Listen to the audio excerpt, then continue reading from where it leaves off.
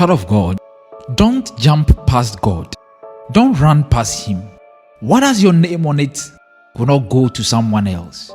Don't be envious or jealous of other people.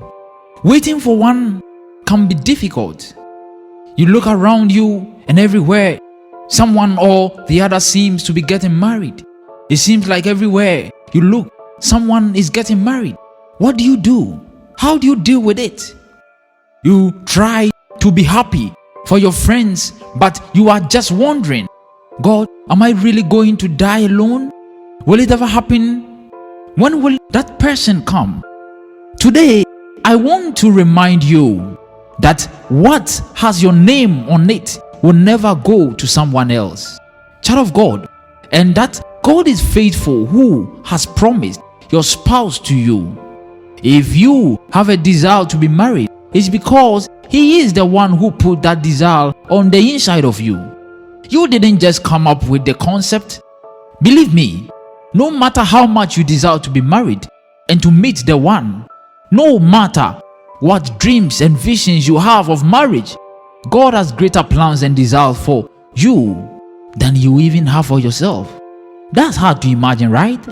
But it's so true. So even though it's difficult, even though it looks hopeless, even though you are still wondering where they could possibly come from, wait on the Lord. When God wants to come big, He sometimes delays, but the wait is always worth it. What do? What do you want? Do you want to just be married? To just level up like everyone else? Or do you want a partner who really loves God? Who pushes you to be a better person? To be a better version of yourself? Someone who doesn't just want you to help them achieve their goals and their dreams, but also passionate about seeing you achieve your own goals and dreams for yourself?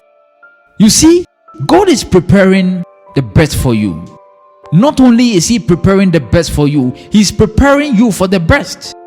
You've got to be ready so you don't mess up. You've got to learn patience so you hear Him clearly and not let your emotions and your desires drive you, so that you don't let the flesh drive you. I know you feel ready and you are wondering, what's up with the delay? Why is it taking so long? Why does it seem like everyone is meeting someone and moving onward except me? But I want you to understand that even when it doesn't look like anything is happening, God is never not doing anything. He is always active, right there behind the scenes, working out things, changing you, preparing you, orchestrating that meeting, planning for your marriage, moving the pieces in place. Child of God, when you see the finished product, you will be glad for the wait. When you get to the final destination, you will be glad for the journey, because you will know that no way else could you have met this person. In the meantime, child of God, don't get tired of the wait. It can be tempting to get frustrated with the process and settle with anything when things don't seem to be moving as quickly as you like them to. But refuse to give in to that temptation. Refuse to settle for less than God has planned for you. Refuse to settle for less than God has set aside for you. Refuse to settle for that inconsistent person who only cares about what they want and not what you need. Refuse to settle for the crumbs of people's attention. Refuse to settle for that person who constantly makes you feel like they are doing you a favor by choosing you. Refuse to settle for the person who doesn't encourage you in a relationship with God, but rather pulls you down. Refuse to settle, child of God.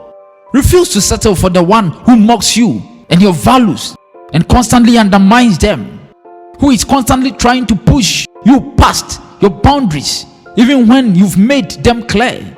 The person who has no interest in your goals and dreams and sees you only as a way to get their needs met. Do not settle, dear single. The wait may be tough sometimes. It may frustrate you sometimes. It may make you cry out to God in despair. It may make you feel alone and isolated from your friends.